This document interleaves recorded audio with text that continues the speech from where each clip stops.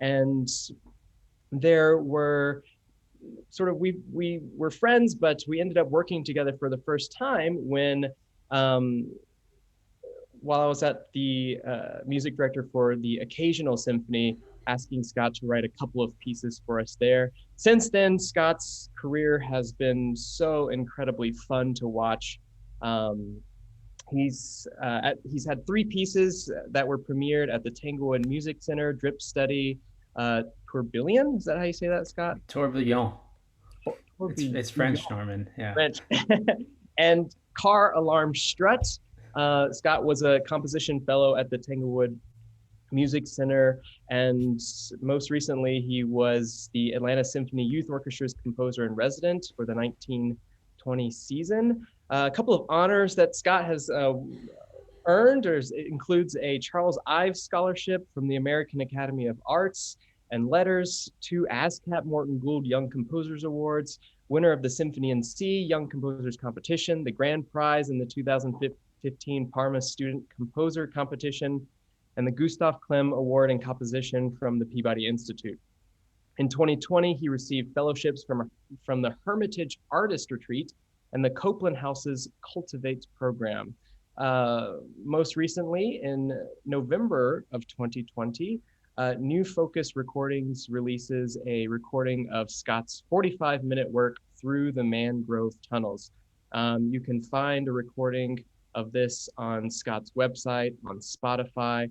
I highly recommend everyone to check it out. It is an incredible piece of music for string quartet, drum set, and piano. So it's such a fun piece. Scott is an active music educator. He is currently an assistant professor of composition at the University of Florida School of Music, and was previously worked as a lecturer at the University of North Carolina at Greensboro and an instructor at Duke University, where he earned his PhD in composition. He also holds degrees from the Peabody Institute and Vanderbilt University. I think I got everything. Pretty illustrious, awesome career so far, and just really happy that you're here to join the Bozeman Symphony family. And without further ado, I will let you take over and start working with our students. Well, thanks so much, Norman, for that extensive introduction. I appreciate it.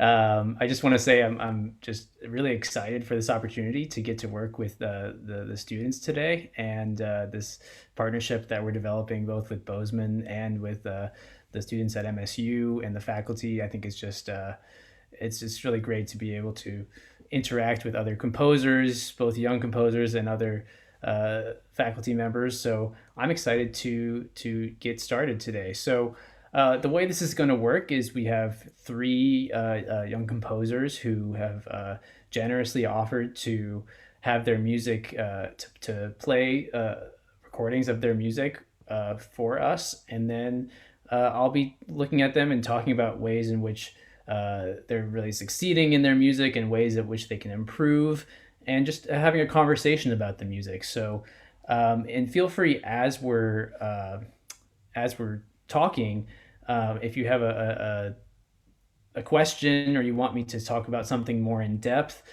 you can send something through the chat function or the Q&A function, and I can see that. I'm not sure you guys can all see that, but I can see it and I'll react to it if I can catch it. So, because I want to make sure I'm addressing things that are interesting to you guys and that are useful to you as student composers and musicians. So, with no further ado, I want to invite Athena Carson, our first participant here. Hi, Athena. You're muted right now. Okay. There we My go. computer was freaking out.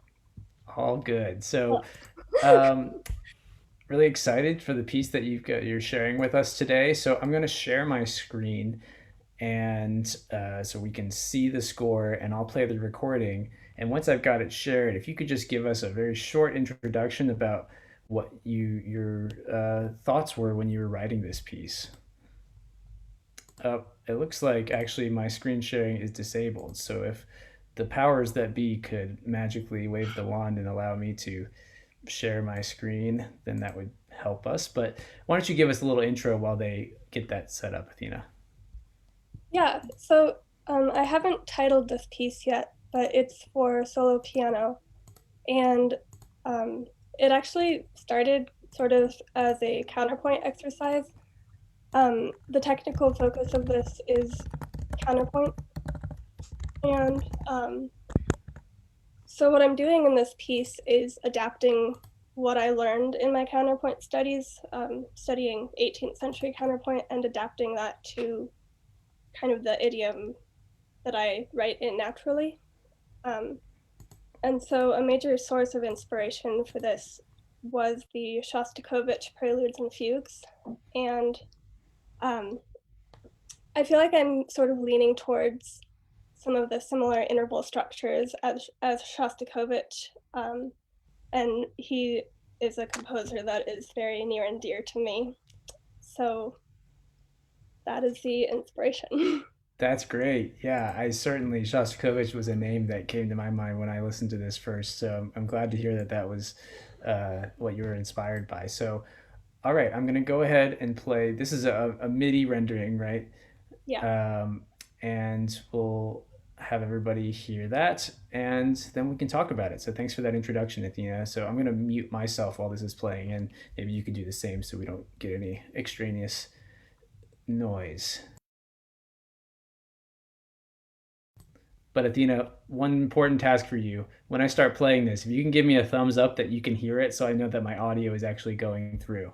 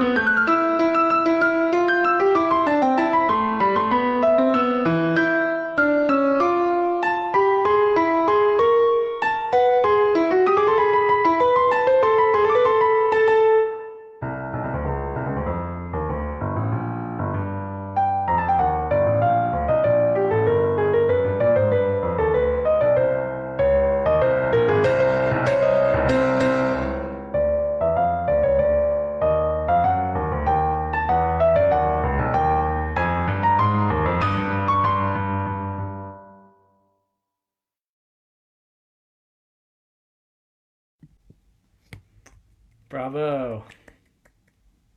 I'm sure everyone else is clapping in their own screens.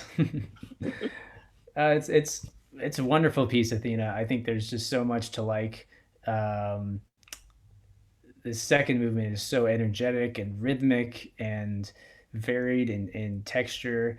The first is very stately and Bach like, and so there's really a lot to like here. Um, and it's really beautifully engraved too. I really appreciate the time and effort it took to get this to look at it's a professional level of notation. So um, you should be happy with that. Do you spend a lot of time with that? Yeah, I try to pay attention to that. And MuseScore actually just had a huge update with their engraving, so it looks a lot better just with the program. So Sure. it's really nice. Cool. So I'm interested for you to talk a little bit more about the piece and specifically about. Sorry if it looks like I'm looking up. I have another monitor here with the score there, and so it probably looks like I'm looking off into the distance. But if you could talk a little bit about how you approach, you talked about this is uh, based on your studies of counterpoint and looking at Shostakovich. I'm interested for you to tell us a little bit about how you think of pitch and voice leading, because this is such a chromatic language that you're working in, and you do a really great job of finding these kind of different pitch levels that keep us keep a feeling of momentum happening over time where we're not feeling stuck in any. That's one of the dangers of very chromatic music, is that you can feel kind of like a grayness that takes over because there's no sense of progression that you can have with more tonally inflected music, but you avoid that in a very natural way. So can you talk a little bit about how you're thinking about pitch and voice leading? Yeah, so let's see.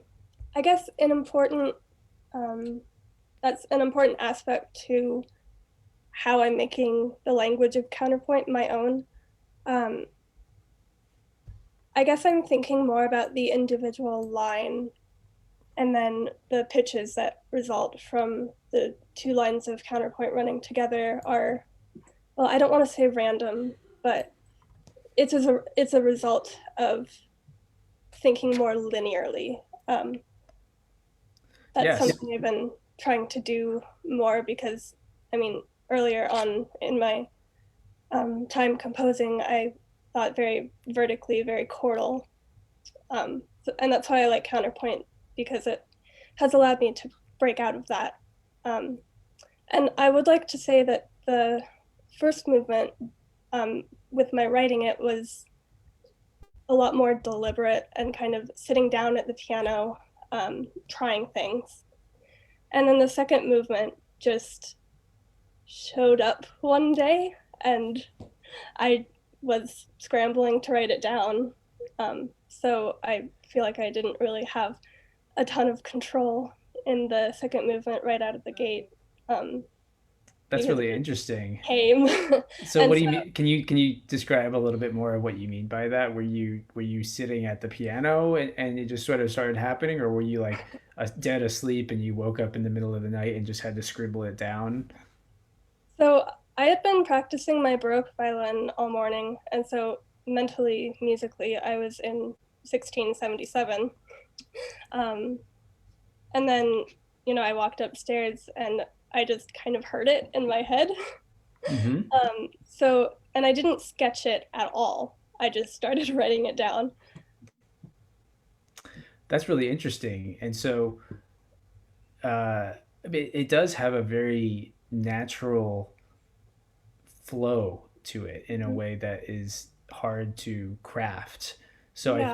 I think that's something you should continue to take advantage of when that occurs, is certainly to allow yourself to just write freely and not that's something a lot of composers face, is a kind of self-critical side of I'm sure you've also experienced this where you're writing something and you're like, that's not very good, or that's not what I wanted to write. And then you sort of tweak things here and there. And at the end of the day, you've spent 4 hours and it's two measures of music, right? Yeah, that's most of my composing. But this experience, it has kind of deconstructed the idea that you have to feel creative to be creative. Yeah, what do you mean by that? Can you explain a little bit more? Um, I mean, this is the first time this has happened, so I'm still kind of trying to figure it out. But I feel like oftentimes as creative people, if we're not, feeling in the mood to create something, or, we're not feeling creative, then we have this idea that we can't be creative. But apparently that's not the case.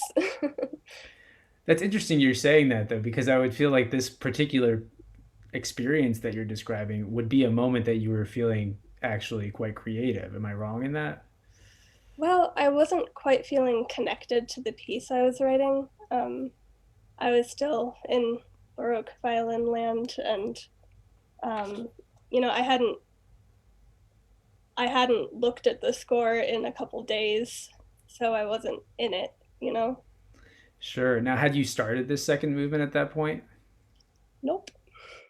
Wow. Yeah. So that's quite interesting. One of the questions that came up in the talk yesterday, I don't know if you were there, if the other attendees were there. Um, One of the questions that we couldn't answer that I saw pop up was, how do you get past a creative block?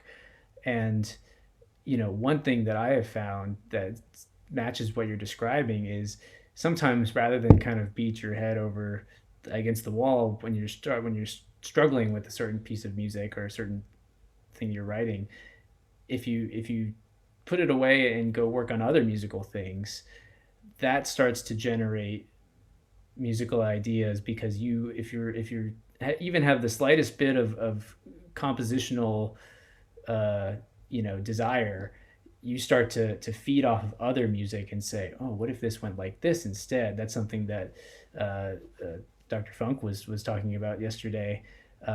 Hearing other people's music and wanting to recompose it, and certainly that can be a fertile ground for inspiration. So I'm kind of imagining you playing your Baroque violin and then thinking, what if I played this but made it really chromatic and in a lot of 5/8 and 7/8, and that it sprung kind of from some other piece. Is that sort of maybe what happened? um, I'm not sure, like not consciously at least, just Sure. because I feel like this movement is so different from what I was working on. Yeah, it is striking the contrast between these two movements, which is great. I mean, I think if they're multiple movements, having distinct characters is really strong. And I'm curious about what you have planned. I see that the second movement had an attacca marked, and I assume there's another movement at least, and you're planning a kind of suite, right? Yeah, I've started working on the third movement. It's just sketches at this point, but um, I don't think it will be a taco because it's more different from the second movement than you could imagine. A bit like Arvo Pärt. Interesting. You know. So I guess that'll be a challenge for you in this piece is how these different styles can all kind of find a way to coexist next to each other in one piece as opposed to a bunch of kind of unrelated miniatures, right? So is there some kind of through line that you're able to sort of point to of what these pieces have in relation? I mean, I guess I have an answer to that, but I'm curious if you have an answer. I think the thread is just my musical interests, what I'm drawn to, because I have a very specific kind of era of music that I'm really drawn to. The Soviet era Eastern European music. Yeah. Um, I mean, for me, the obvious kind of link between these is this focus on counterpoint, as you mentioned already. I mean, while these are very different characters, they both have uh, very obvious origins in two line counterpoint. against each other, and is that going to continue in that third movement? I feel like it's a more subtle form of counterpoint. It's, I mean, I guess you could consider it to be more homorhythmic. Sure. But I mean, the individual line is still perceptible. It's just that I'm putting a little bit more emphasis on the chords. Yeah, it's really interesting to hear you say that you as a composer have tended to focus more on chordal uh, uh, vertical structures, Mm-hmm. because I was listening to this, and there were some moments like we can get into some specific moments here, like uh, here for example, right towards the end, where you just add in a couple clustery colors, and there's also these moments uh, in measure 12, 13, 14, 15, and 17. And those are the only points in, I think, this whole piece really where there's anything of a kind of sonority, of a multi-pitch sonority that's not the result of some line. So I'm wondering what you were thinking at those specific moments. Um, Mostly contrast because I was aware that like this is a lot of two-part counterpoint. So it's almost more like punctuation there. Interesting. Yeah. I think, I think both of these movements are very strong. And so all of my suggestions that I'm going to give you today, you can take with a heavy grain of salt, and you know even think of applying them in other pieces, and not necessarily going back and changing this, because I think they're strong the way they are. But I do think those moments like 15 and 17 are striking in how different they are from everything else, and they kind of disappear. You give it to us twice in a row in these two measures, but then as a listener, we don't sort of uh, hear anything like that again until a very subtle hint, like I mentioned here at the end. And I'm wondering if there's a chance uh, to have more of that return, and to create a contrasting environment that is a more of a dialogue that occurs throughout the movement, rather than just kind of pops in early and then is never to be heard from again. How do you feel about that? Yeah, I'm glad you brought that up because I was thinking like in future movements, I would like to integrate um, some more chordal writing with my counterpoint. Um, Kind of not have them two separate things, but join them together in some way. Yeah, I think that's maybe one way you can do it, where they're not necessarily joined together, as they are kind of opposing, even antagonistic antagonists, right? Where they're in the same piece, but they're kind of working at odds with each other, which could eventually, depending on how you want it to go, could lead to some synthesis where they end up together in some way, right? Uh, and that's a way, I'm curious to ask you how, in terms of length, do your pieces generally tend to be around these, or at least movements? Are they generally around this length of a few minutes, or have you written longer pieces as well? Um, on average, they're about this length per movement, but I have written some like 12-minute pieces. I find that the more I compose, um, the longer they get. Because I feel like as a young composer, it's sometimes difficult to have a longer movement develop in kind of a coherent way and not lose interest. Certainly, yeah, that is a challenge, and certainly, uh, as you're developing as a composer, that's something that you start to develop, is the ability to sustain something for a longer period of time. And this kind of contrapuntal texture is it's dense and it's thorny, right? And there's only so long, even as a listener, that we can really you know sit in this kind of texture before we get kind of uh, overwhelmed, you know, and so there, I could imagine longer structures that are able to flourish because of adding contrasting elements within even a single movement, right? And now again, I think this works really well in its kind of single focus on the texture that you developed. But going forward, you could imagine creating longer pieces where you have contrapuntal ideas that are then contrasted with more chordal based ideas, and then having that interaction be the way that a plot or a sort of narrative kind of unfolds over time. Yeah, certainly. I think this movement or these two movements are very well suited to their length because it's a very narrow focus. Certainly. Yeah. Yeah, so I might suggest then that you know, these are the only really troublesome spots for me, and I like them. They're just so different from everywhere else that maybe the only thing I would suggest you could do to really improve this movement would be to pepper in a couple more of those moments at opportune times to give a little bit more of a cohesive sense to what those ideas are doing there. Um, One thing I noticed, and I think one of the faculty maybe had messaged me about it as well, but both of these movements, they end with kind of uh,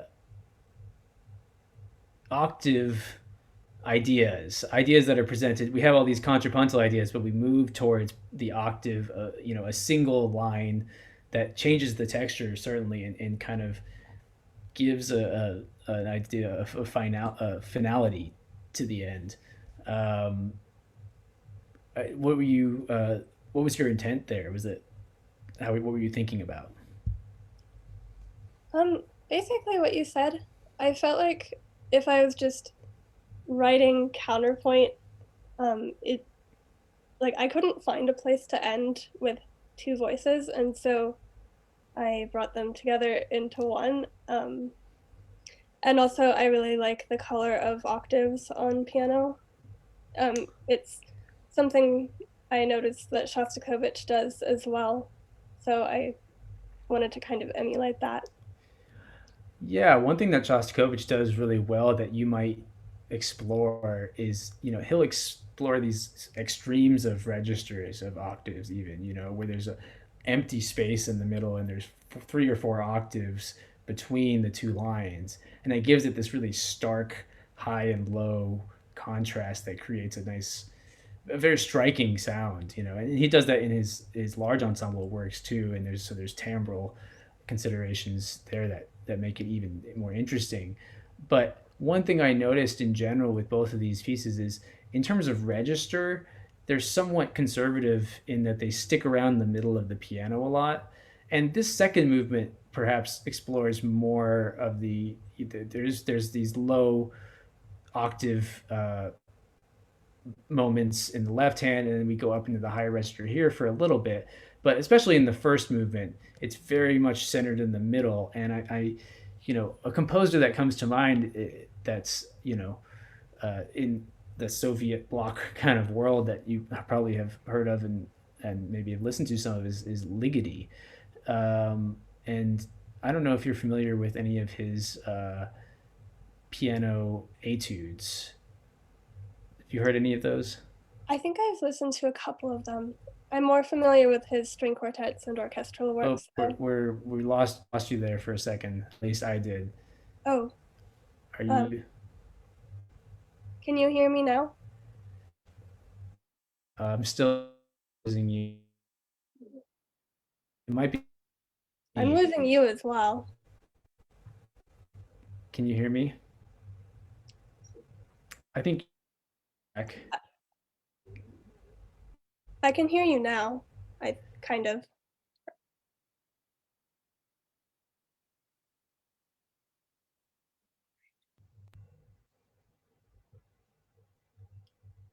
Okay, I'm back. Can you hear me? Yeah, can you hear me? Yeah. Okay. Oh, did I go dark there for a second? Kind of. Yeah. Okay. So I didn't hear anything until after I asked you if you had heard of his etudes. So I didn't hear the answer to that. Sorry. I think I've heard a couple of them. Yeah, one of the things I really love about his music, and it's very clearly presented in those etudes, is he has this way of using register as a way, as a means of forward motion.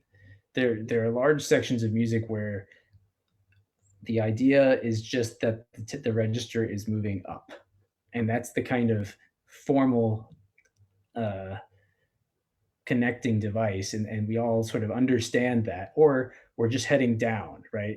We're heading into the low registers and we're just going to be down there for a little while, and then maybe we'll pop back up in the high register, and it creates very clear formal devices that I think maybe you could think about exploring, and that can help with these kinds of contrapuntal textures. You're already doing that by moving into these different registers, but perhaps I might suggest you could do it in a more sort of extreme way, or very purposeful way. So I don't know how you think about that, but check out the first book of his etudes. I think are really amazing. Okay. And do you play piano yourself? No, not very well. I mean, it's impressive to write. This is a very idiomatic piano piece, and so you certainly have uh, written something that would lay well in the hands for a pianist, and it's all very playable. I mean, it's hard, but it's but that's the best kind of hard, though, when it's hard and but it would pay off for a performer that would spend some time with it, I think. That's good to know. Um, Another composer, just while I'm thinking about people for you to check out, is, do you know any of the music of Ruth Crawford Seeger? No, I don't. So she's an American composer, and uh, she wrote some pieces in the early 20th century, and she was involved in a group of kind of very modernist composers that were interested in writing what they called dissonant counterpoint. And her husband, Charles Seeger, was one of the people who theorized about this. And so she has a string quartet. Since you're a string player, I think you would be interested in it. And in that string quartet, each of the movements has a kind of different take on how counterpoint can operate in the 20th century at that point. And the quartet is mostly famous for I think it's the third movement, where the instruments are given held notes, but they're kind of pulsating on them. So it's like, yeah, yeah. And as the four instruments play different pitches and pulsate and then change notes here and there, it creates this kind of composite line over time. And so it's really cloudy as to whether it's harmony or counterpoint or both, line versus linear versus vertical. It sort of purposefully it makes that ambiguous. And so I think, since that's an area that you have been exploring, the difference between these kinds of ways of working, you might find that particularly fruitful to listen to.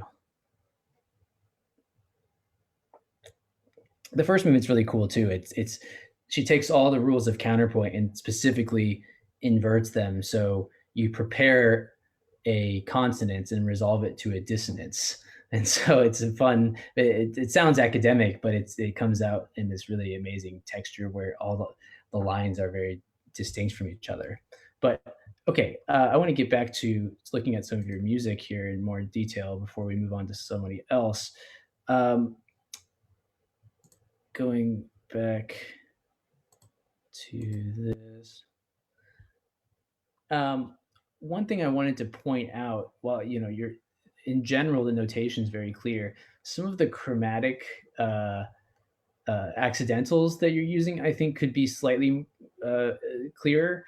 For example, right in this moment where you have D flat going to a D sharp, I think trying to avoid intervals that are uh, augmented or diminished, intervals that are strange to look at. Like I think this would be a I don't know what you would call that interval, but I think making this an E flat here, going maybe to an E natural, um,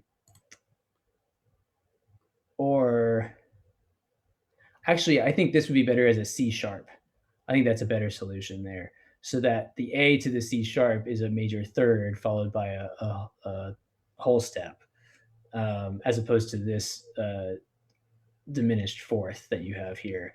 And so taking that principle and kind of looking at the accidentals quite carefully, and even even if you're not a great pianist, sitting down at the piano and trying to read it very slowly, you'll just find little moments where you're like, oh, that's weird to try to figure out what that note is based on my accidental. So maybe I'll write that like this. Here's another one here where it might make sense just to keep all of this on the flat side, and have that be A flat, B flat, E flat, so that you're just going from G to A flat there instead of G to G sharp. So go through and just kind of check for those moments to make it just very readable for the player. Okay. One other question I want to ask you is, are there any contemporary composers that are living composers that you've listened to or that you're interested in, or are you focused more on the sort of Soviet bloc composers that you were talking about before? Well, seeing that there aren't really any contemporary composers that come to name right now, like I know I listen to them. Sure, I'm But putting you on the spot a little bit, so I yeah, apologize for that. It's but hard to come up. I'd say mostly I'm like really fascinated by the Soviet bloc composers. Yeah, I think you should try to sort of find composers that are working now that you can find resonance with, and because the danger is if your world is sort of in Shostakovich land, and you're sort of then you start to write in that era, and certainly you have your own experiences and you bring something new to it, but uh, often I see this problem with students who are pianists who are playing a lot of Bach, and then they start writing things that sound like Bach, and there's a little bit of that in the first movement, but it's much more chromatic. Obviously, it's not the same harmonic language, and Mhm. there's more going on than that. But but I think you would benefit from sort of getting an idea of what else is going on in the world of contemporary music, and to really open your ears to the sounds and the techniques that people are trying and using. There's a composer, a young composer who's a friend of mine actually, who's from Uzbekistan, and she's also very interested in Soviet era composers. She sort of finds out the sort of more obscure ones, and she's a pianist. Her name is Lilia Ugay, Lilia, and her last name is Ugay. And so maybe you start with her, and starts to just kind of broaden out from that, and just open your ears to different sounds. So before we move on to the next participant, do you have any other questions? Um, I don't know. I think today was very helpful. Okay, good. Maybe where can I go from here? Yeah, Because this piece isn't finished yet, oh, with this piece specifically. or in general, I guess. Yeah, I think finding a way, like I said, to kind of keep some sense of cohesion in this piece while really maintaining the different styles within each movement that you're developing is the challenge in this piece.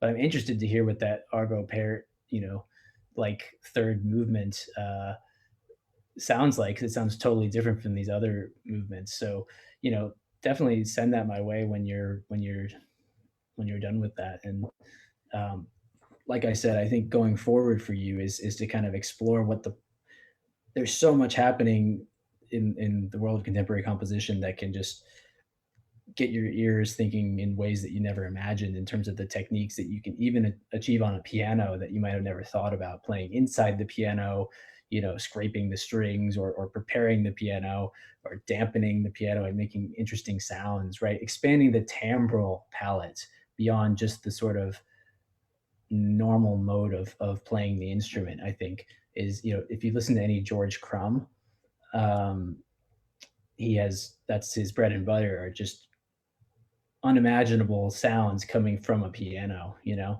and that's where I would suggest for you to go next, is to kind of explore more adventurous timbres. Yeah, definitely. But you have a knack for composing, so you're doing great, and keep it up. And I'm really excited to have gotten a chance to listen to your music. Yeah, thank you. Thank you so much for doing this masterclass. It was a great opportunity. Great. Well, thanks, Athena. So I think our next person should be popping in here soon. Maxwell. Checking my microphone. Can you hear me? Yes, I can. How's it going? Going good. How about yourself? Good. Do you go by Maxwell or Max? I just go by Max. I don't know how to change my name in here. The first time I did this last spring, I set it up as Maxwell, and I've been stuck there ever since. So that's fine. I'll with it.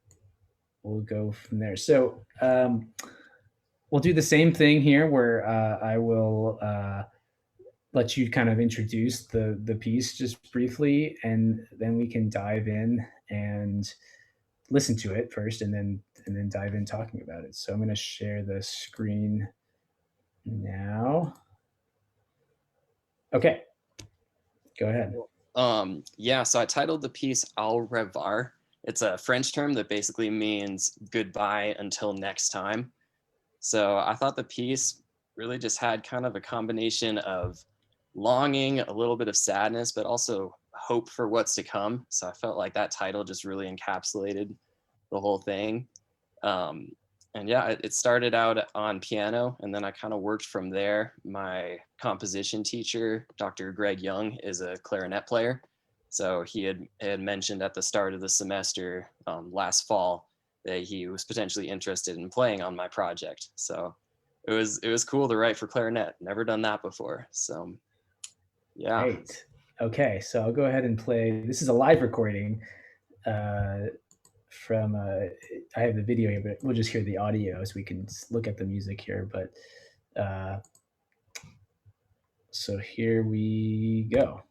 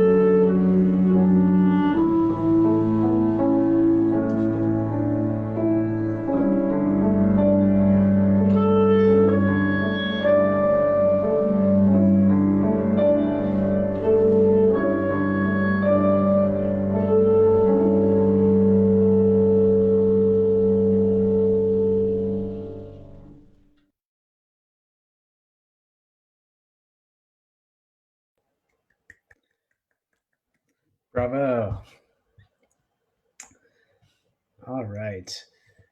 That's quite an unresolved ending there, Max. I know. That's kind of by design, but So is there a story that's being told here? What's the kind of imagery, if there is any behind the music? What was sort of in your mind as you were writing this?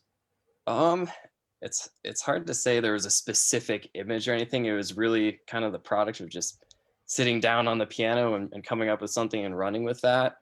um I wrote, there's kind of that intro section, and then it drops into, the slower tempo and the 3/4 timing and whatever. So I wrote everything in 3/4 first, and I kind of did that part and then added in the intro, and then like I wrote it really out of order, which was strange. But yeah, I wanted it to kind of have a flow to it, where it was like it started out kind of high energy and whatever, and then started um really into that longing, kind of almost sadness to it. And then I wanted it to end on a somewhat hopeful note, but leave it a little bit ambiguous to match the title a little bit.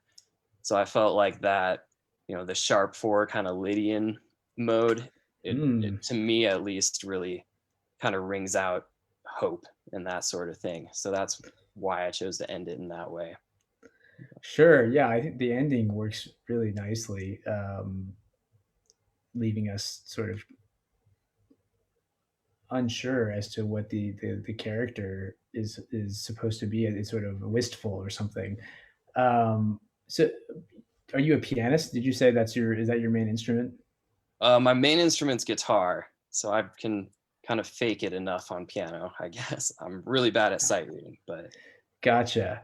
Interesting. And yeah, I definitely get the exciting uh, beginning. That's certainly the form that you described is what I got, where you have this kind of more upbeat, up tempo beginning that transitions into a slower, uh, more kind of melancholy even section, or longing, as you put it. I'm curious, how you feel about the sort of formal proportions of this, because one thing that struck me was that opening is so bubbly and you know up tempo, upbeat, and we transition into this section, the more longing section, and this one goes on for much longer, right? And for my money, it feels ever so slightly, it feels unbalanced, and sort of like I was saying with Athena, there's a you know the listener kind of hears that and kind of expects that to be a part of the piece, and when it never comes back, it's interesting. So I'm wondering if it was a conscious choice to do that, or what you were thinking of in terms of like the balance, the proportions, and the two different sections you have. mhm.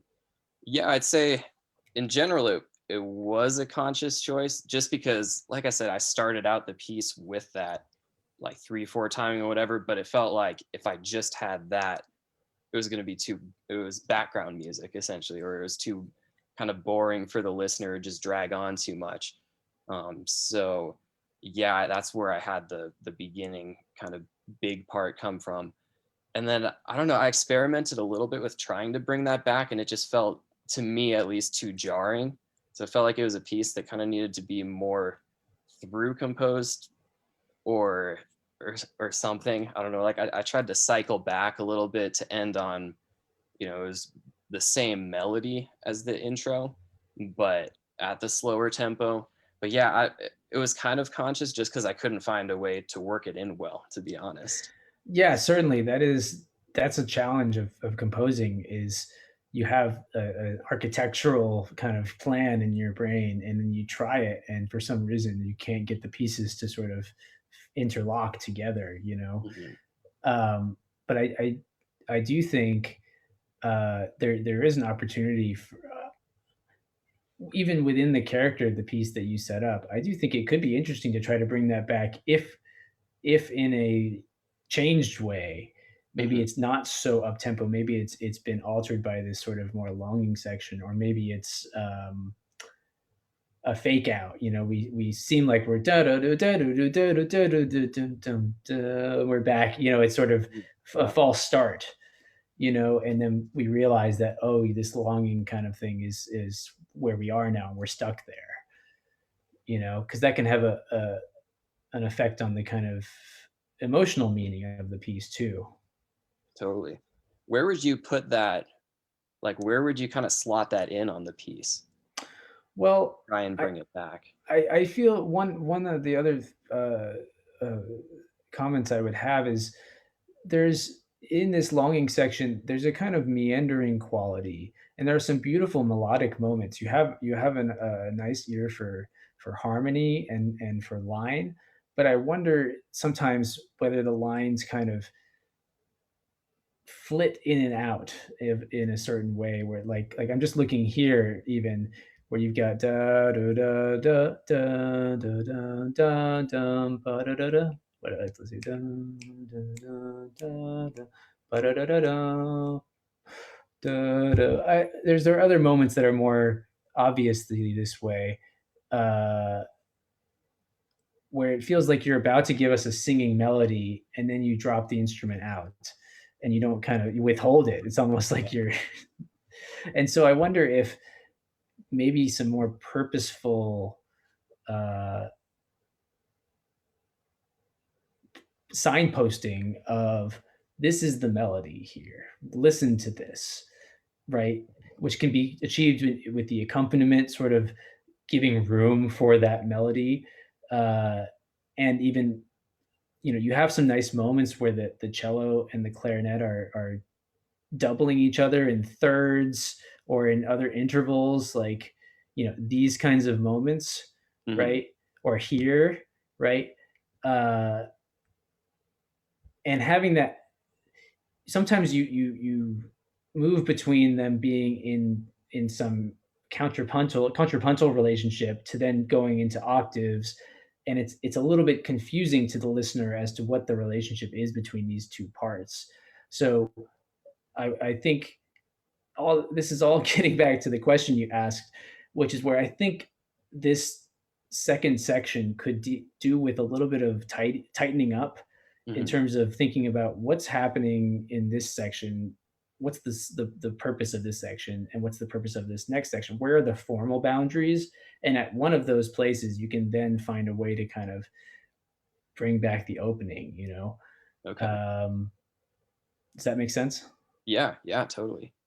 This is one of those things you know, in my own composition studies, I had a teacher who would tell me things like this, like, yeah, just do this and that. And I'd be like, yeah, that sounds great. I'm going to go do that. And then I'd get home and I'd be like, now how could I, and you know, it's hard Mhm. to achieve somebody else's vision for your piece.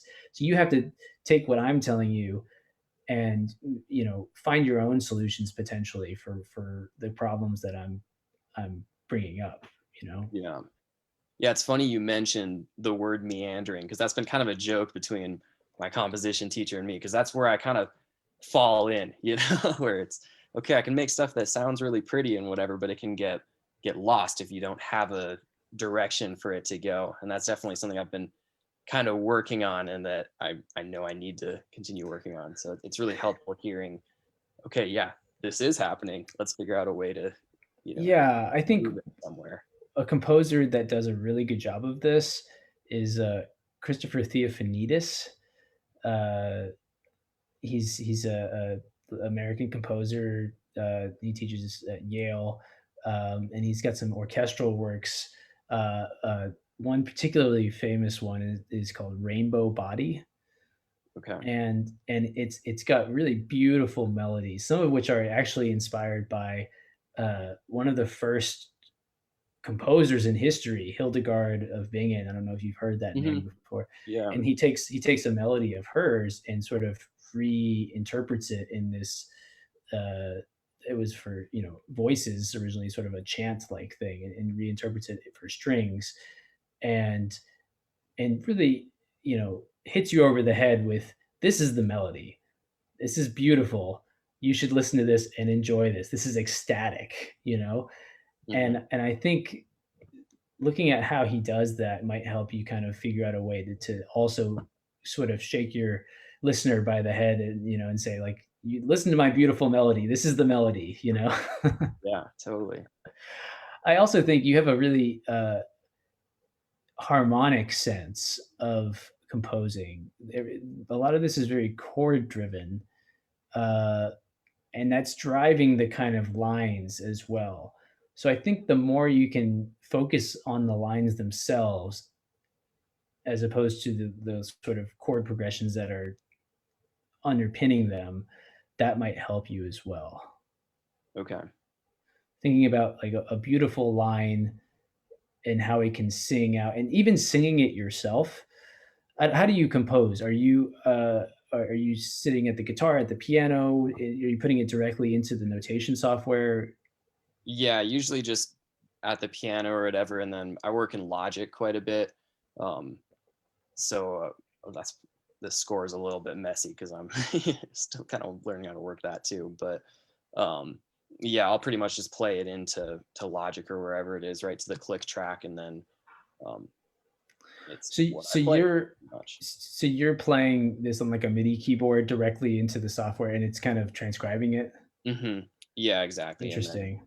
then you have to go in and kind of separate the voices out and that sort of thing. But Yeah, I find there are some uh, older school composers who have uh, who think that sort of MIDI and using these kinds of tools can be, that you should just hear everything in your head and be able to compose that way. And the cat's out of the bag. That's not how composers work anymore. Not to say there aren't composers. There certainly are people who do that, but there are a lot of composers who don't do that as well and are still composers. And but I do think sometimes when we're working directly into technology, uh, I mean, doesn't quite necessarily apply to you because you are literally playing it, but there's sometimes less of a physical investing in the music itself if we're just kind of moving notes around in, the software or on a page even, right? But I would suggest, you know, your instrument as a guitar or even the piano is not a sustaining instrument, right? Mhm. And to replicate that, I would suggest trying to sing through some of your lines potentially, and or if you play another instrument that can sustain and feel how they feel to be in the air, and then that might help guide you towards longer lines where you can feel a breath and how long a breath can take, and because it feels like you're putting in these moments for the clarinet to breathe, and that's great. They need that, but you know they can play for a little bit longer than Yeah, some of the that was places the that you. yeah, that was another tough thing. Like I said, I hadn't, I'm relatively new to composing for orchestral instruments. I've only Sure. taken acoustic comp last semester and the one before it. So that was another thing that I was trying to figure out. Well, I was playing the clarinet part on the MIDI keyboard and whatever while I was coming up with it, and trying to think of, how long does it take to breathe? How long does it take to play this? So yeah, that was definitely. Yeah, I think testing it with your own voice is a really foolproof way because more likely a clarinetist can actually probably hold their breath and play for longer than you will be able to since they've trained to do that. Yeah, good point. Good point. So I'm curious. One of the comments that I got in the chat is very cinematic. This is from James Rickley.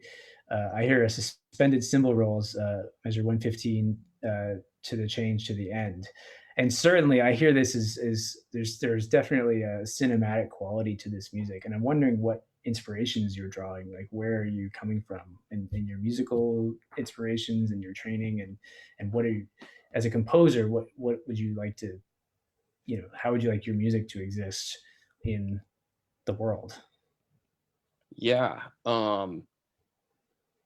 I definitely agree with James. It is very cinematic. I kind of have a tendency to write film score type things, and that's kind of where I wouldn't necessarily say it's my comfort zone, but it's the kind of stuff that I enjoy writing for. I like kind of thinking about either characters or stories or even just emotions and that sort of thing, and trying to build on that in the piece itself. So um, Yeah, sorry, what was the question? I think I got Well, so myself. that helps. Yeah. Are there other film composers that you love that inspire you? Or are there um, where are your points of reference for the music that you're writing? Yeah, I would say mostly like some modern composers, Hans Zimmer, Junkie XL, some of those guys, and then also, um, kind of the standard John Williams and um, some of the older like 70s film score composers, I'd say. But Yeah, yeah. one of your main tunes, this da da da da da da. It's reminiscent of a certain, I think John Williams scored film that I can't think of off the top of my head, but I'm Uh-huh. certainly getting those vibes. Yeah.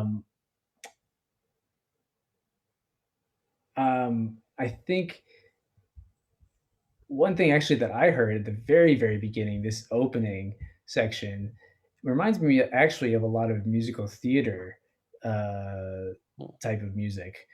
I'm not. Have you ever heard of Jason Robert Brown? No, I haven't.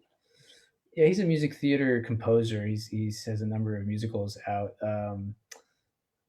There's a If you listen to "Songs for a New World," it's an earlier piece of his, but the very first song has a similar kind of da da da da da 3 plus 3 plus 2 kind of rhythmic Okay. propulsion to it, and so you might find common ground there. It's got it's for vocalists and ensembles, so it's a little bit of a different world. But you might listen to the rest of his stuff and see if you get into it.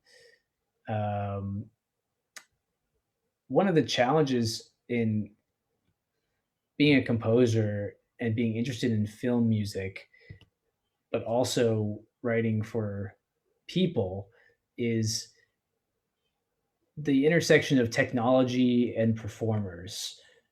You say you're writing into Logic, Hmm. and you know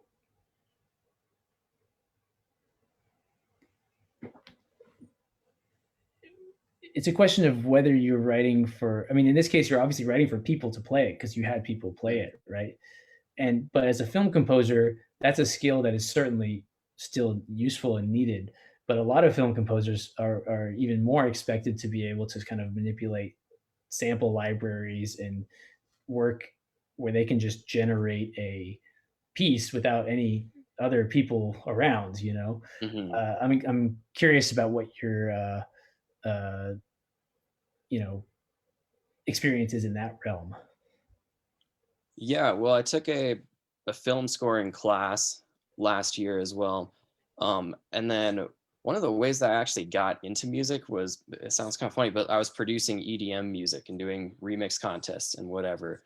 So I did that back in high school, and through basically senior year of that.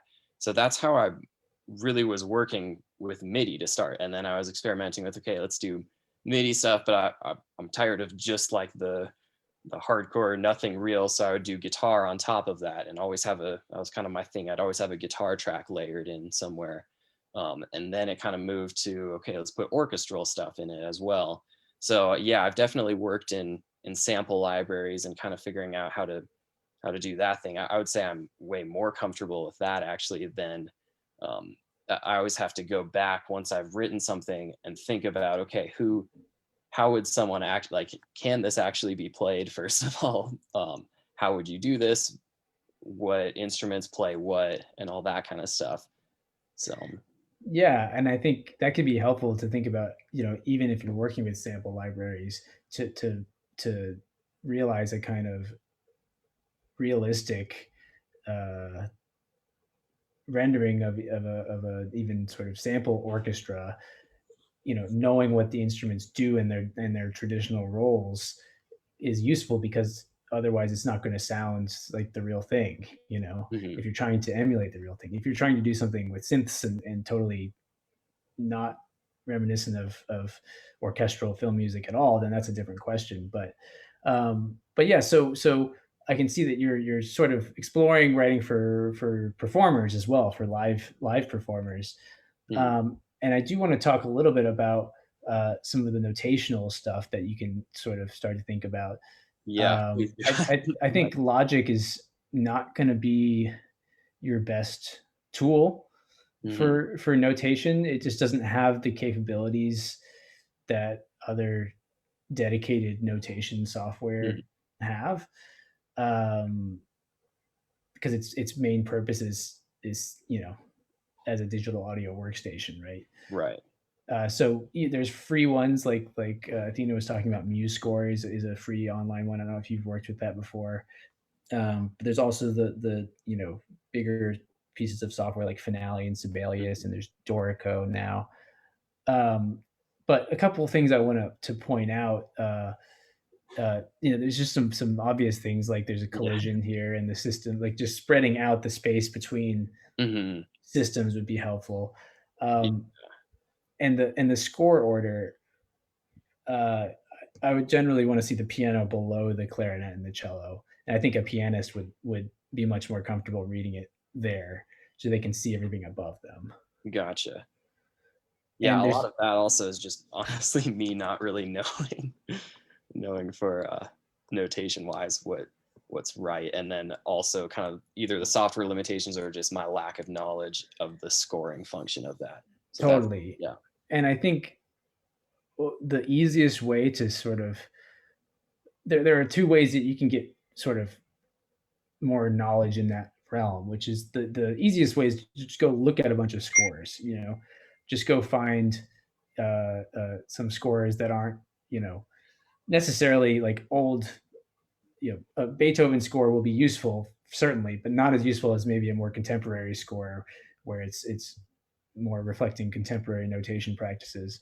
But just going to I don't know if your library at school is like open physically right now or not, and I know it's like -8 degrees there, but when it's a little warmer, maybe going and just looking at some scores and trying to replicate what they ones that you like the look of, and Mhm. following the kind of conventions that you see.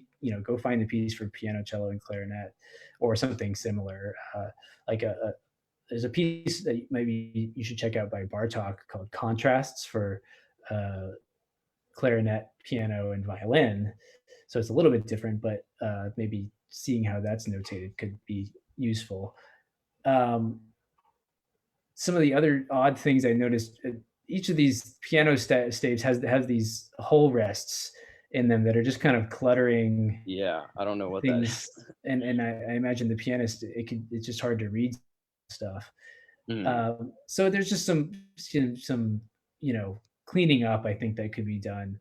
Yeah. But there's also some stuff I want to mention that is more of, I think, I don't know whether this is a choice you made or something that the software suggested, but this opening section, you have all these key signatures, and we're sort of in three sharps at first, and then we go to three flats, and then back to three sharps, and back to three flats, and then for two measures, we're in two sharps.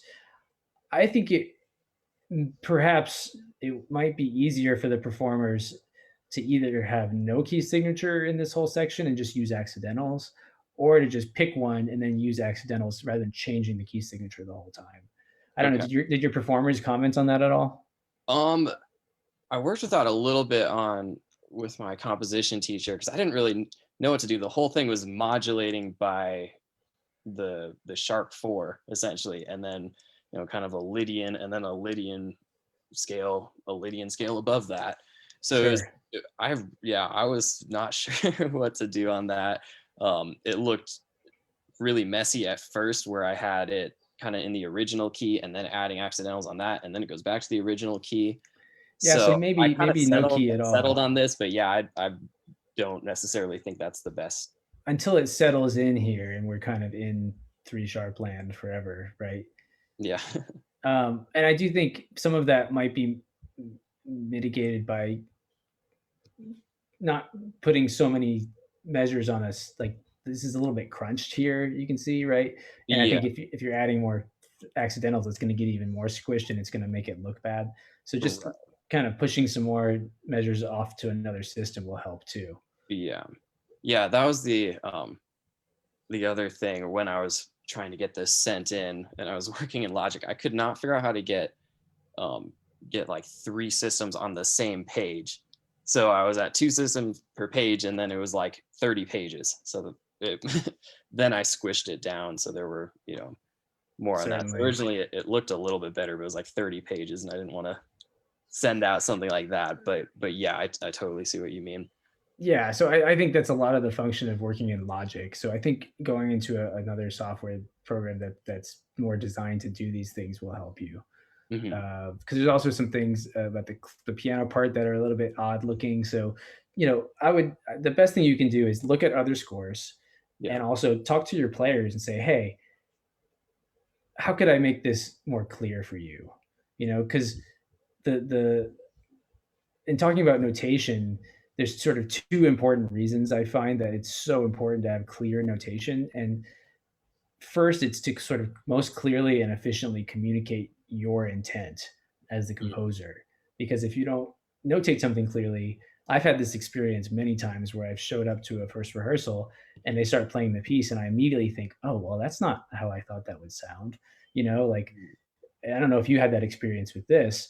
Fortunately, I was playing piano, so I could kind of true from there, but yeah. Did you have trouble reading some of the piano part? So I played it from memory. That's the ticket there. Yeah. Give it to another pianist and see how they do with it. I really focused on the clarinet and cello part and neglected the piano until afterwards. Yeah. But so again, to clearly and efficiently kind of communicate your intent as the composer is one issue, right? And so I've experienced where, it was a matter of a simple sort of character phrase that I didn't include that I was sort of imagining in my head, and the feel was just wrong. And it would have just, it took me just saying a couple words to them in person. But if I wasn't there, then they might have played it not the way I wanted to, right? Because you won't always be there necessarily, or hopefully you can have your music played, notated music. That's the goal. So, and the other reason it's really important is that it is, you want it to make it as easy as possible for the players to play. If you're if anything you're doing is harder than it needs to be, then you're doing it wrong, right? You want to you want your idea to be sort of distilled to its best form and then communicated to its easiest form that's still palatable to you as still acceptable to you as the composer, right? So there's nothing sort of the last thing you want is a performer to spend weeks working on these two measures, and then they get into the rehearsal and you're like, oh yeah, those aren't that important, or oh yeah, that's actually that's a mistake, it should have been like this, and then they realize it would have been 50 times easier and they just wasted a week of their life, and then they might not want to play any more of your music. So I think it's important, when you're working with humans, and when you're not, then the notation isn't even an issue, right? If you're dealing in film world. So anyways, I'd encourage you as well to, like I said to Athena, explore what composers are doing now. Hans Zimmer is doing all sorts of interesting timbral things, like I mentioned before, with recording things in strange ways and using interesting samples. And I think, this piece has some really beautiful moments, and those moments can be ramped up, right? But I also think you could spare to be a little more adventurous too, in your harmonic moves, and in the melodic contours. Try to push yourself a little bit, I think. Cool. Yeah. But yeah, really some beautiful moments, Max, and enjoyed listening to it. Thank you. Awesome. Yeah, thank you. That's super helpful. Cool. All right, so I think we'll move on to Jeremiah.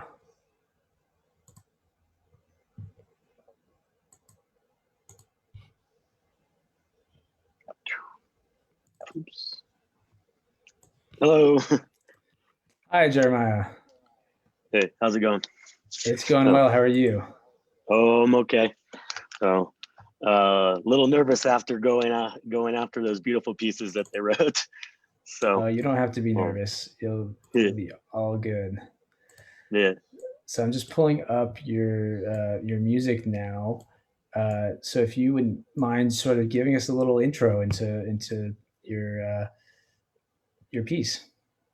Yeah. Well, I wrote this in the fall of 2019. I was going through a little bit of hard times, so like I was isolating myself a lot, and I write from a very emotional spot. So I was going for that like desolate feeling because it felt like something was missing, and so that's kind of like that's kind of what I was going for. Um, and I like simple. So I went simple. Okay, cool. Okay, so I'm going to share my screen. I wasn't able, I got separate cello and piano parts. Oh yeah, I don't know.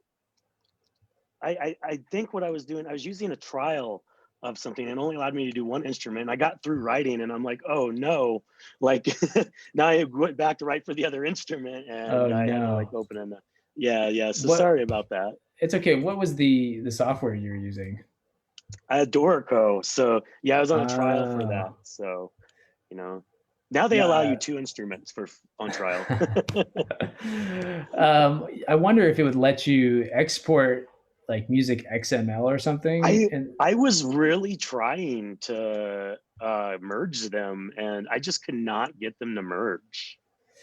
well, you might end up having just to, if renotate some of this so you can have a Yeah, score in another program or something. But anyways, I'll do my best to kind of I was follow trying to both. avoid that. No. Okay, so can you guys see the score now? The different pages. Can you see that, Jeremiah?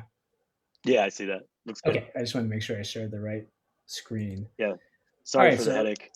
you're fine. I'm gonna go ahead and play the audio. This is a MIDI rendering or a software Yeah, rendering. yeah. I played the piano and then kind of wrote out the cello. So So you play the piano live, or is it being played by the sequencer? oh well, I mean, like I guess it's played by. I mean, I played on the MIDI keyboard, and then I basically what Max did is what I did. So, Okay, got it. All right. Well, let's take a listen, and I'll try to keep both of them on the right page. We'll see. Here we go. I'll mute myself here. Give me a thumbs up that also, yeah. you can hear it.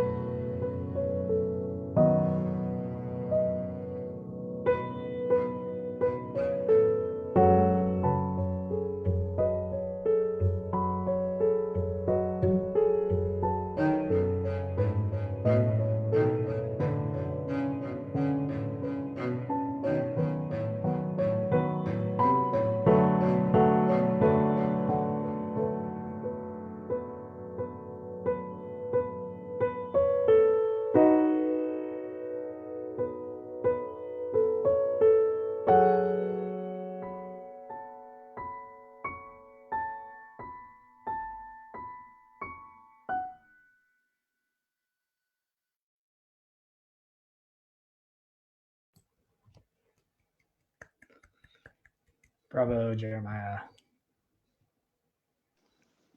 Cool. All right. Yeah, there's some really beautiful moments in this. It has a very consistent and deliberate affect to it that I think is really successful. I can feel that kind of deliberate isolation. It's a funny title, as opposed to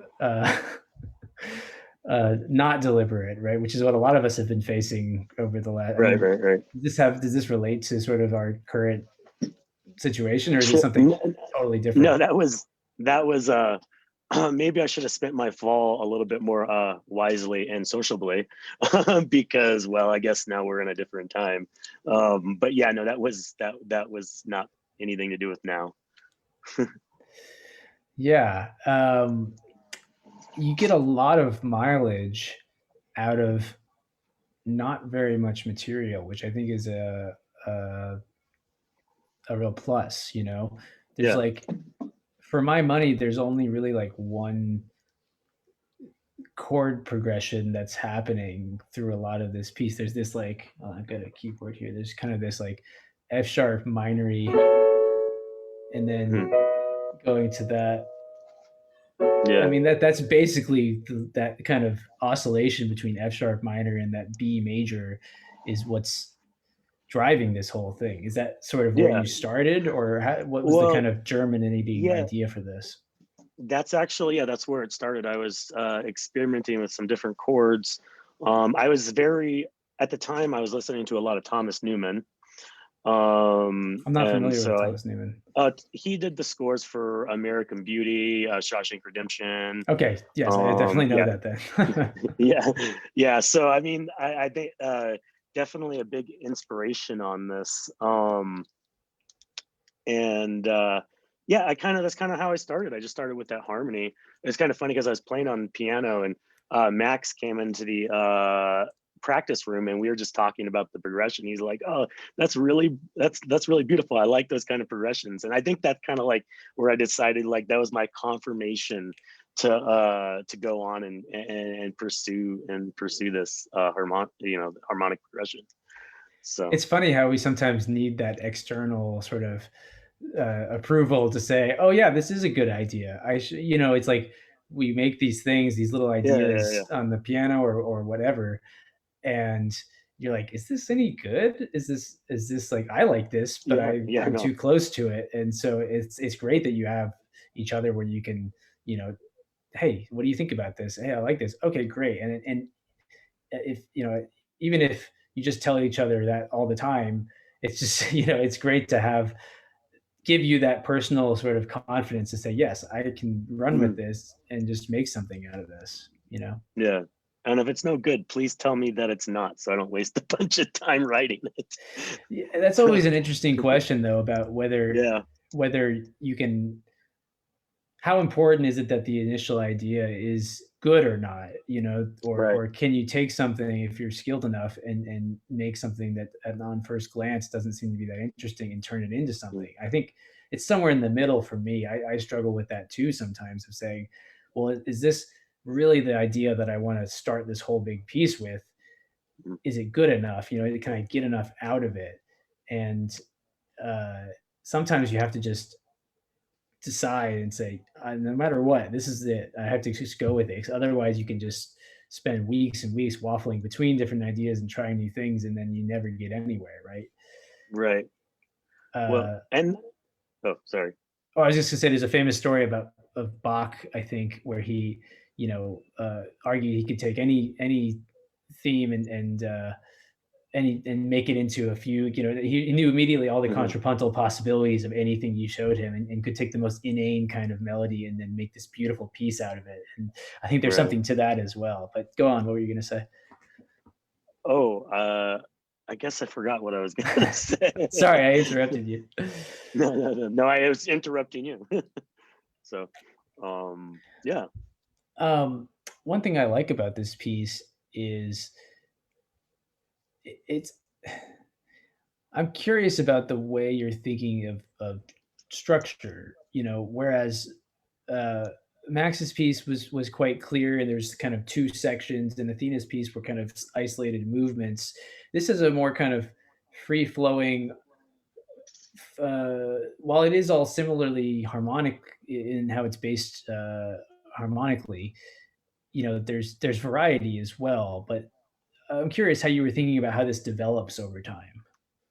Well, uh, I guess when I write, I kind of write in, the ideas in sections. So, for example, like I came up with the intros for the chords, and I'm like, okay, now what can I do with this? And then experiment and try to come up with, the next part, and just see and take that as far as, as much mileage as I can get from that idea, and that becomes the next section. But also I kind of wanted to, I wanted to bring back things too. So I think that was because I know when I was, and that was the big thing for me, is coming back and restating things, and because I used to write very through composed, and to have A B D C song over, I have a friend who calls always, that parade form. parade form. Yeah, I Just guess like that here's sounds, another float, here's something else. yeah. And so that was kind of like, I think I was really trying to push through that, and really, expand that, part of my skills. Yeah, I think there is a sense of development over time, and of continuity and variety as well. There's a nice balance here that you've struck between continuity and variety. Hmm. But I might suggest that, I don't know. I'm going back and forth because I think what I'm about to say, I can't decide whether it's a strength or whether it's a thing that could be improved about this piece, which is that I find it hard to know when I'm in a new section. Even Sure. Okay. it kind of wanders into new textures without a kind of clear delineation of formal sections. I Hmm. think part of it has to do with the kind of odd phrase structure that you're dealing with sometimes. This like main idea, this or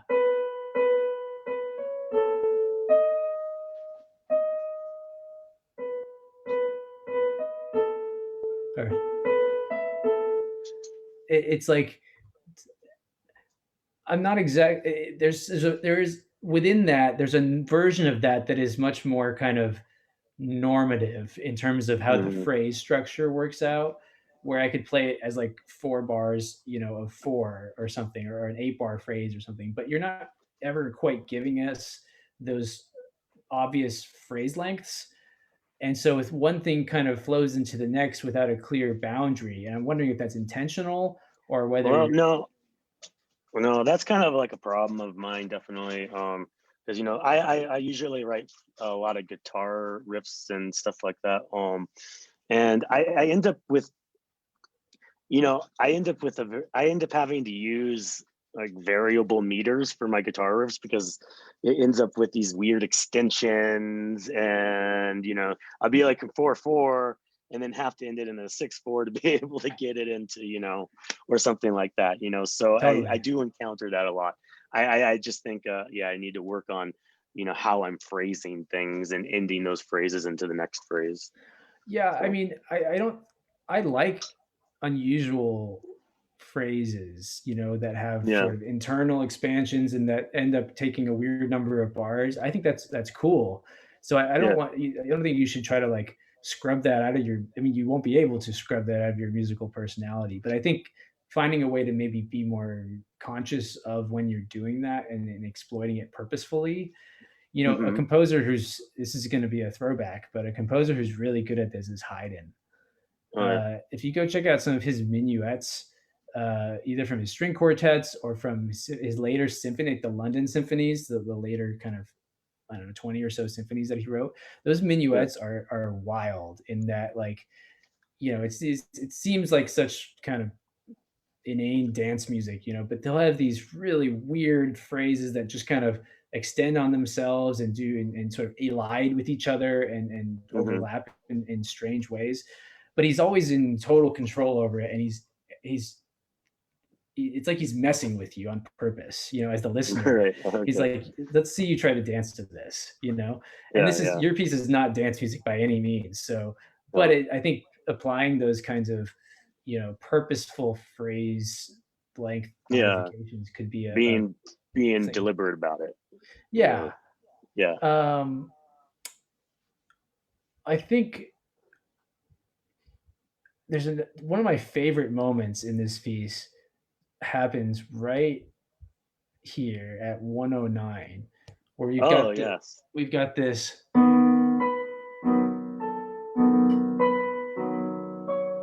If I could try to read this sideways, Mm-hmm. we get that D natural there after we've had these and then we get this. That Yeah. juxtaposition of the cross relation between that D sharp and the D natural Yep. there is such a cool. It's like you're pulling us back from that brightness of the B major, and Mm-hmm. I feel like moments like that are little snippets of like a more adventurous harmonic vocabulary that you could think about Okay. exploring more. Like, what if this piece didn't just stay in F sharp minor? What Sure. if it went somewhere else? Like right at that moment, I started to think about like, what if that D natural moved us into G minor or something? Sure.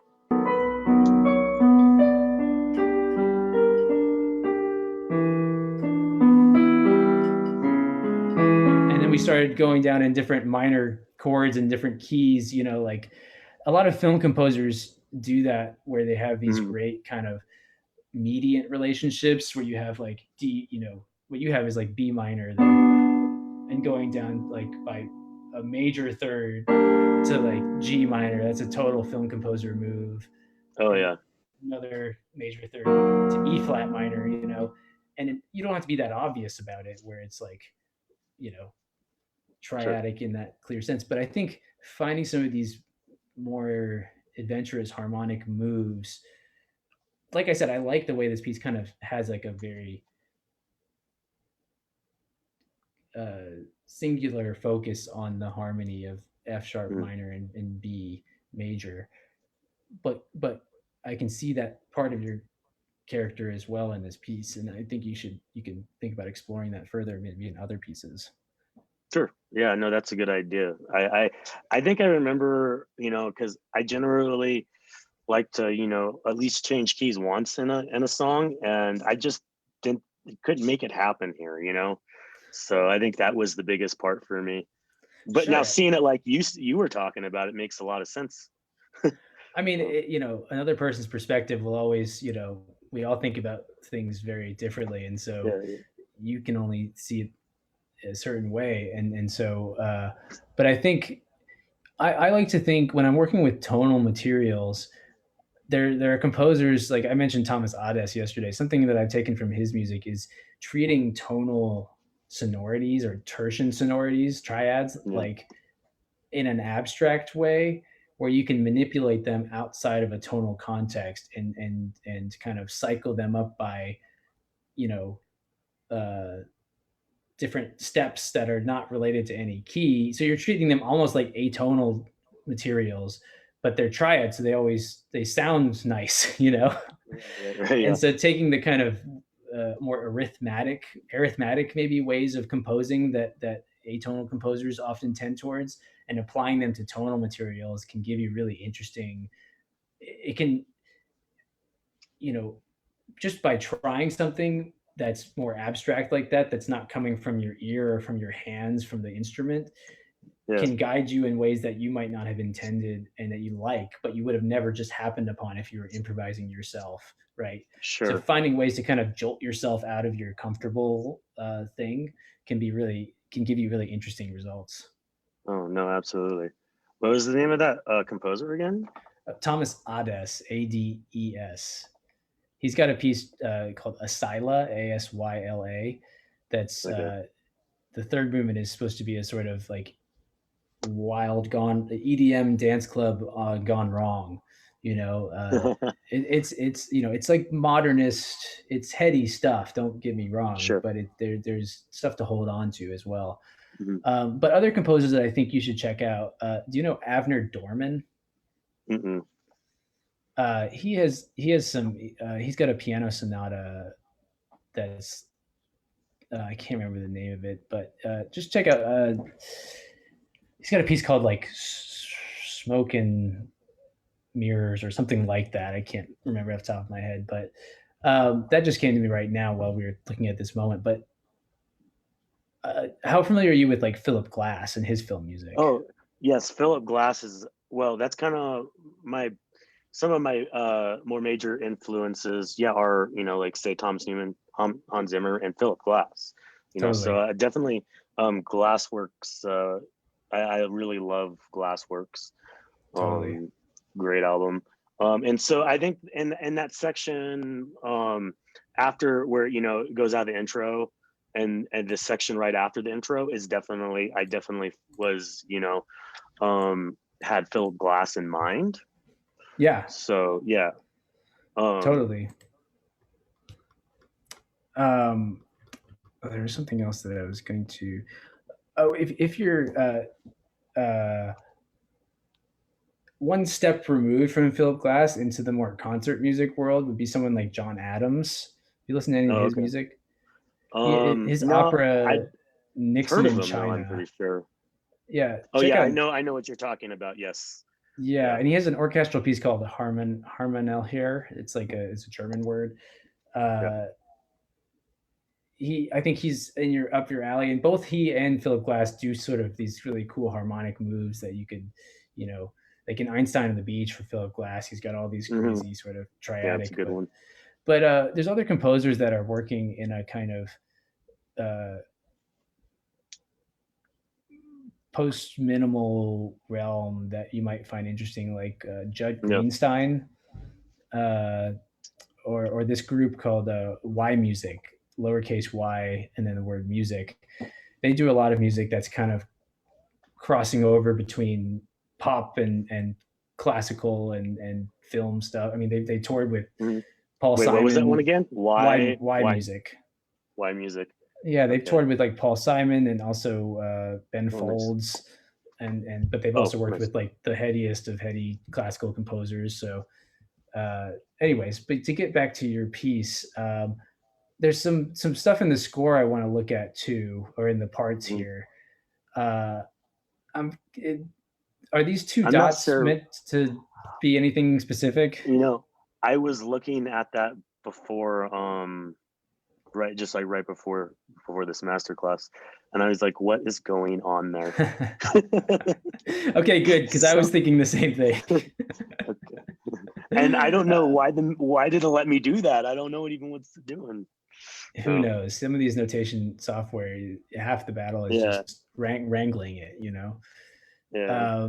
But generally, again, this is one of these times where like I can spend a lot of time talking about how to improve the notation, but is this meant to be performed by, are you hoping to have this performed by people, or is it more yeah, it was originally supposed to be performed and the piano part got performed, but the cello that kind of fell through. I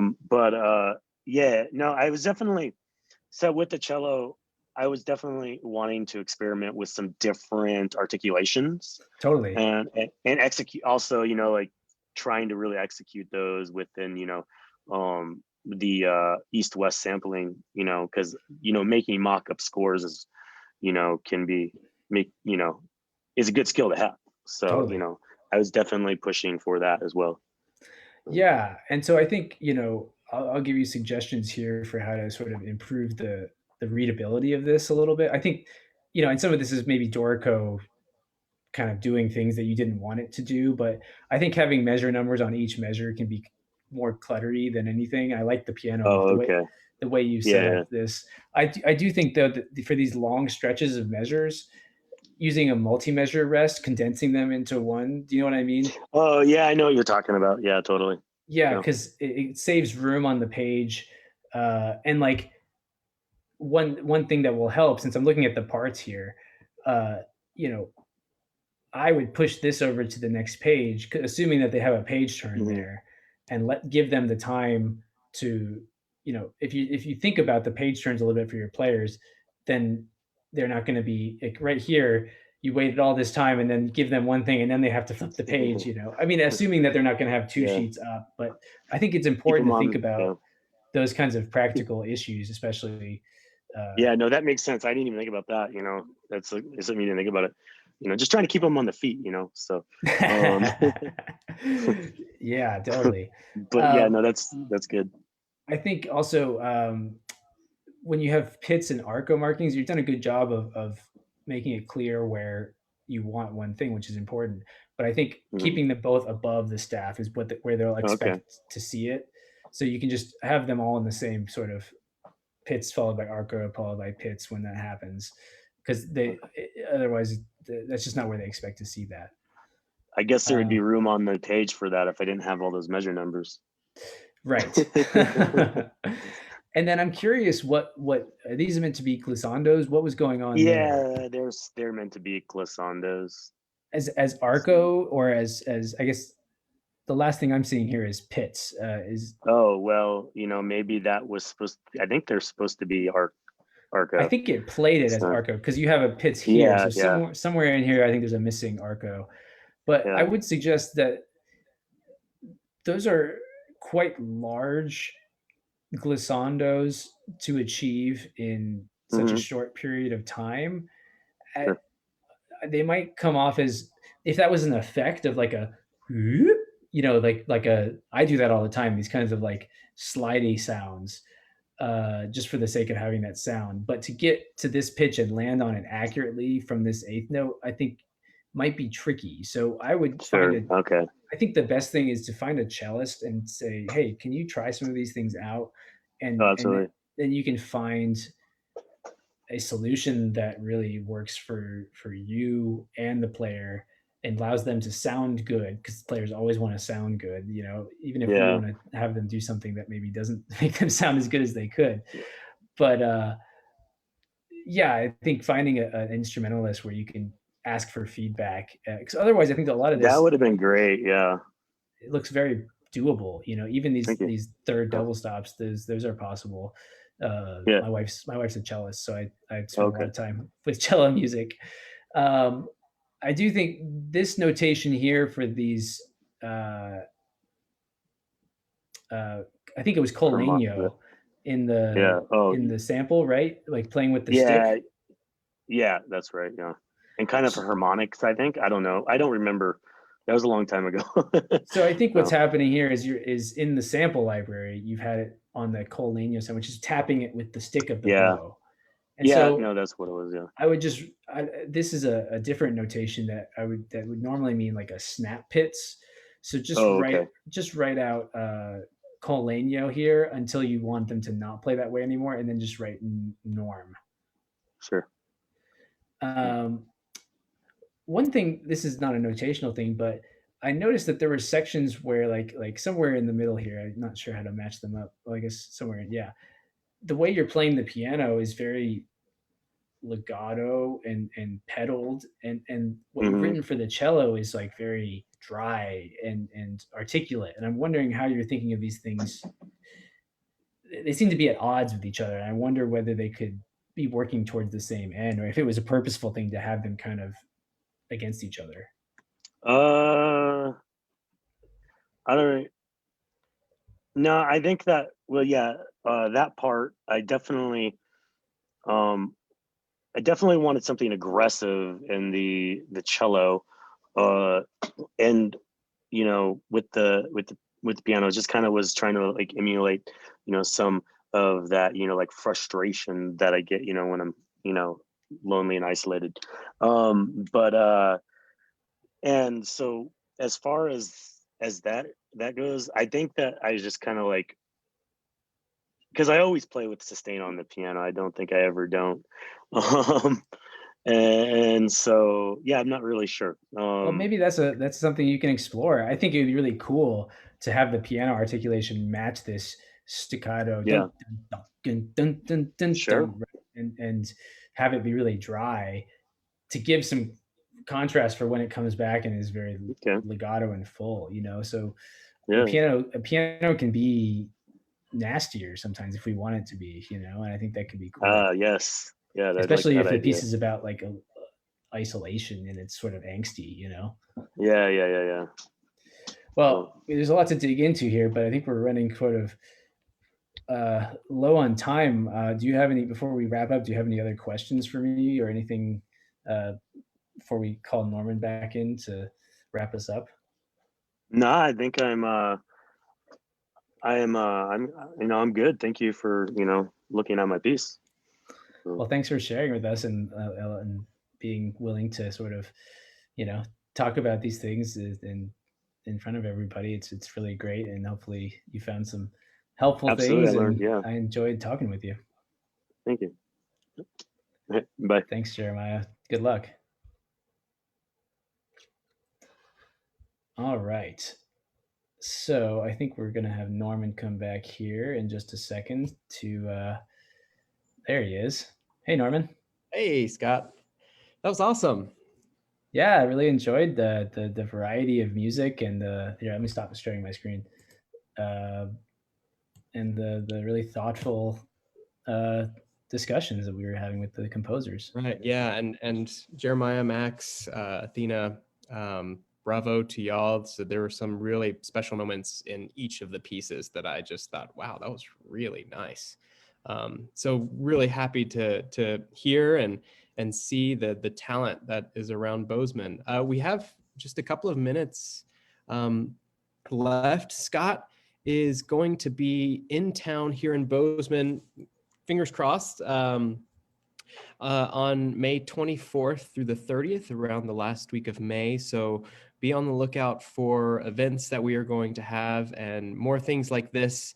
It's going to be a lot of fun. And thank you all, for all 28 of you, for watching and being a part of this masterclass.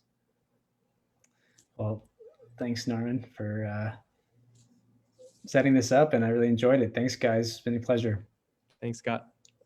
Have a great weekend, everyone.